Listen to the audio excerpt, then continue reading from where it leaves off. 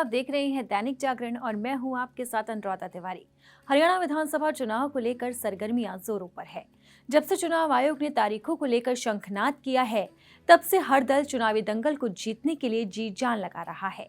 जहां एक तरफ बीजेपी जीत की हैट्रिक लगाने की तैयारी में है, तो वहीं दूसरी तरफ कांग्रेस सत्ता पर काबिज होने के लिए अपनी कमर कस चुकी है। इसी बीच छोटे छोटे दल भी गठबंधन की नई गांठ को लेकर सियासी समीकरणों के खेल को बिगाड़ने की जुगत में है। लेकिन नजरें टिकी है बीजेपी और कांग्रेस की सियासी चाल पर। दोनों ही दलों ने अब तक उम्मीदवारों को लेकर अपने पत्ते नहीं खोले। चुनावी दंगल में पटखनी देने के लिए कौन से दिग्गज मैदान में आएंगे, इसे लेकर अब तक संशय बरकरार है। अब सवाल उठता है कि बीजेपी और कांग्रेस ने अब तक क्यों नहीं उठाया अपने उम्मीदवारों के नाम से पर्दा। क्या है दोनों दलों की रणनीति? इन सवालों के बीच कहा जा रहा है कि दोनों पार्टियों ने पहली लिस्ट तो तैयार कर ली है, तो लिस्ट में किन दिग्गजों का है नाम, चलिए आइए उस पर भी नजर डाल लेते हैं।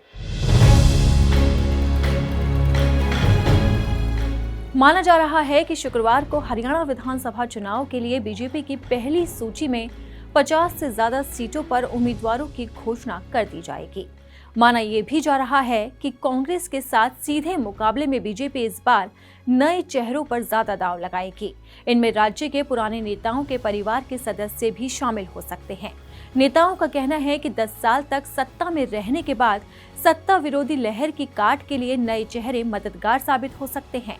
मनोहर लाल खट्टर की जगह नायब सिंह सैनी को मुख्यमंत्री बनाना इसी रणनीति का हिस्सा रहा है। वहीं हरियाणा में ब्राह्मणों का भरोसा जीतने की कोशिश में जुटी बीजेपी ने ब्राह्मणों से किए वादे को पूरा करने के साथ ही प्रमुख नेताओं को विधानसभा चुनाव लड़ाने का संकेत भी दिया है।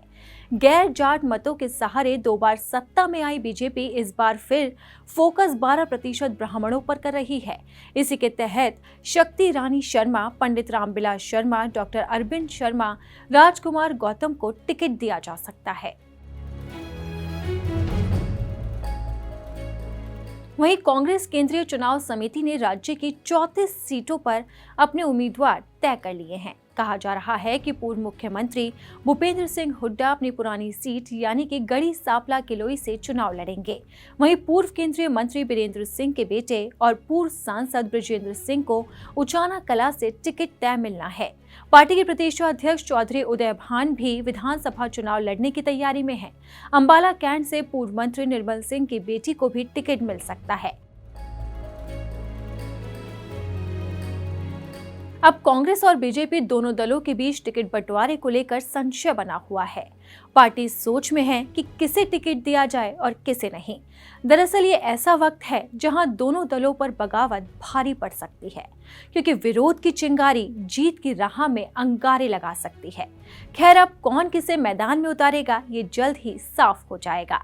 अगर आपको हमारा ये वीडियो पसंद आया तो इसे लाइक और शेयर जरूर करें। अगर अब तक आपने दैनिक जागरण को सब्सक्राइब नहीं किया है तो लेटेस्ट खबरों को जानने के लिए आप दैनिक जागरण को जरूर सब्सक्राइब करें।